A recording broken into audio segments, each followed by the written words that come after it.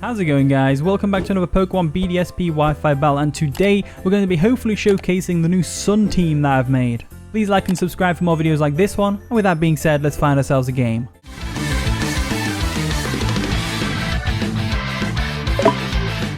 Alright, we found our opponent and they've got a pretty solid looking OU team. Oh wow, it's going to be hard to break through this guy's team. I do see some openings though. We can get the Sun up. Venusaur might do some good work. We've got Earthquake on there, which we've known from experience usually KOs Magnezone. We can outspeed and do some decent damage to the Garchomp, Latios and Gliscor as long as we weaken them first. We do have Swellow as well. If we can get rid of the Magnezone, we might be able to do some good damage with Torkoal, Facade, etc. Hariyama is here for a bulky fighting type because we don't want to have to deal with Blisses. It could do some decent work if we can get a good switch in on like Weavile or something. And Mamoswine is there to handle those pesky ground types like Gliscor and Garchomp, and of course the Latios who get it with an Ice Shard. So looking at this guy's team, I'm going to lead off straight away and get the Sun up and go from there. And the battle begins. They're going to lead off with their Weavile, which actually works out really well for us, as I lead off with my Reaper, the Torkoal. I call it the Reaper after the really hot chili. I can't remember what it's called. If anyone knows the name of that chili that starts with something Reaper, why can't I remember what it is? Anyway, getting a burn off on anything on this guy's team is going to be really useful. So let's go for a Will-O-Wisp. I'm going to expect them to switch out into Latios personally. As that's the only thing that really doesn't care about getting burned. As they go into the Gliscor. Oh my goodness. Wow. I hope we hit this. We do. We've already crippled the Gliscor. That is great news. That is great news. So it's burned. And you know what? Torkoal is in this position right now where a Sun boosted Fire Blast is going to be really useful. But I actually want to get up the Stealth Rocks first. And I want to see what the kind of set this Gliscor is going to use. It might be a defogger, but he has the Scizor, and Scizor's usually there defogging, you know. He sets up his own Stealth Rocks. I'm going to set up my Stealth Rocks. So rocks are up both sides of the field. Probably going to be a bit more detrimental to him with the Weavile and the Latios, etc. But he does have a couple of Pokemon that don't take too much damage from Stealth Rocks. I guess it's the same for both our parties, really. So Stealth Rocks aren't going to be very nice, to be honest with you. But I'm going to go ahead and expect him to either switch out or go for something else. So I'm going to go for a Rapid Spin and get rid of these Stealth Rocks. I'm hoping he switches out, though. Stays in and goes straight for an Earthquake. This isn't going to do too much damage, you know, because Torkoal is a bulky boy. I'm just going to go for a Rapid Spin though.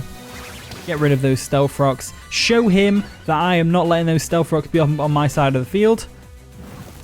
And we'll go from there. So the burn's slowly whittling him down, which is great. This turn though, anticipating either another Stealth Rocks or a switch, I'm going to go for a Fire Blast just to get some damage off on it. He does stay in to go for a Stealth Rocks again, but looking at it, this is probably his only Stealth Rocker, so kind of want to get rid of this thing now. He does avoid the Fire Blast, which is frustrating, but what can you do? I'm burning up my Sun turns. I want to get this Gliscor out of the way already. So he goes for an Earthquake. It's going to do minimal damage. Takes us down to half. And hopefully I don't miss a Fire Blast again. Thank you very much, game. Very nice of you. Right, the Gliscor's in a position now where he's probably going to go for a Roost, to be honest with you. But I'm going to go for a Rapid Spin real quick. Goes for a Roost, just as I expected. And I'm going to go for a Rapid Spin. But I want to switch out because this situation isn't working out for me. I'm going to Rapid Spin away his Stealth Rocks. Getting our speed up, which is minimalistic. Still pitifully slow.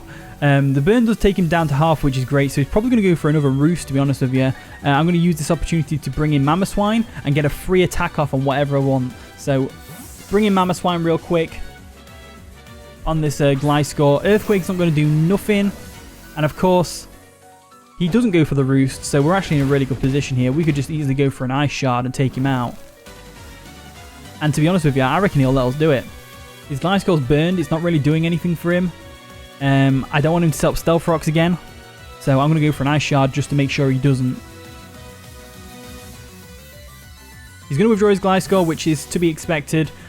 And he's going to go into Scizor. Scizor is perfectly fine. Get a little tiny bit of chip damage off with the Stealth Rocks plus the Ice Shard combination. There we go.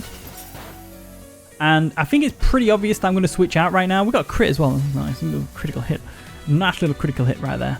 So the Sunline does fade, which is a shame. But it's not too bad because we actually have a Pokemon called Torkoal. You may have already noticed we've got Torkoal on the team.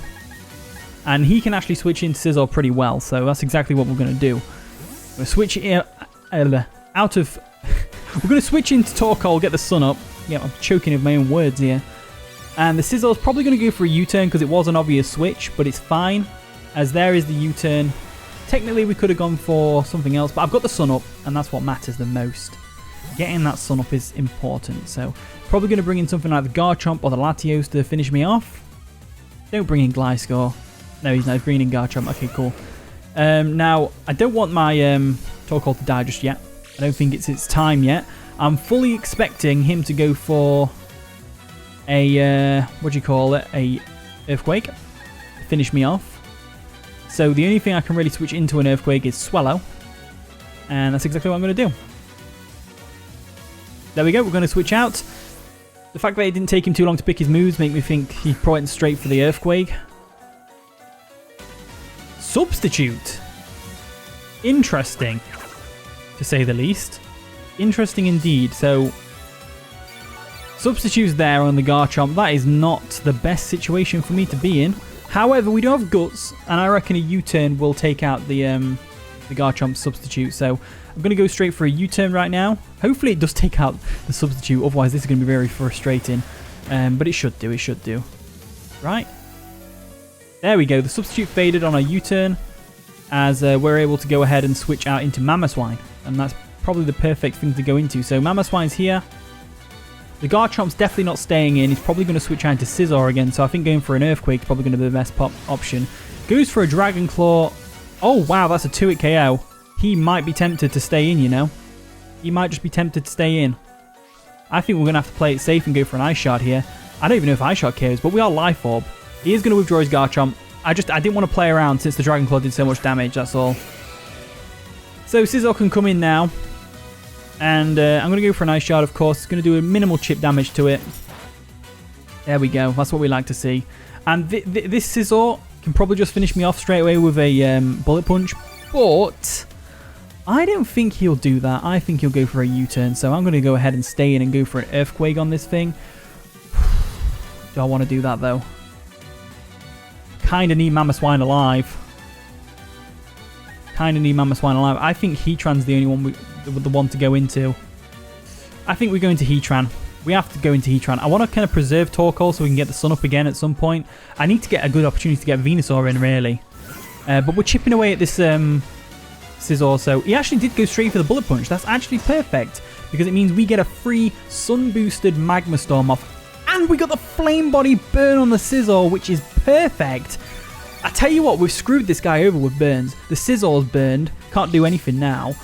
And the Gliscor's burned and can't do its normal Toxic Keel stall stuff. We're sitting pretty, okay? We're sitting pretty. And, you know, looking at his team, a sun-boosted Magma Storm is going to hurt something on his team. So let's go straight for it. He might just sack the Scizor here, to be honest with you. There we go. He's actually going to withdraw his Scizor, go into Garchomp or the Latios. Goes into Gliscor. I guess he doesn't really care about Gliscor anymore, which is fine by me. Hopefully we hit the Magma Storm. We do hit the Magma Storm, which is great. And I can cross Gliscor off my little list here. There we go. Bye, Gliscor. Nice knowing you. So we've got one less ground type on their team, which is great. Looking at this situation that we're in, it's a tough one. It's definitely a tough one. If we can get a free switch in to Venusaur, we'll be sitting pretty because I can get a growth up then, but probably going to have to reset the sun turns because they'll run out soon. Let's go ahead and switch out. The obvious one is going to be Swellow. I don't think he'll set up a substitute. I think he'll go straight for a Dragon Claw, predicting the Swellow. I've got to be honest with you. Or he'll go straight for an Earthquake on the Heatran. But if he does go for Dragon Claw, what's the worst that happens? Heatran can't really touch Garchomp. I think we go into Hariyama here. I think he's a bulky boy. You know, he's a bulky Pokemon. He can take a lot of health. Well, he can take a lot of damage. Goes for a substitute. Okay, that's unfortunate, but it's fine. We can work around this. What I don't want is him setting up Swords Dance.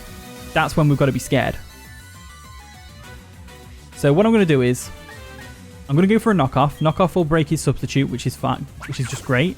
He's going to go for Swords Dance. Yep, there it is. Substitute Swords Dance.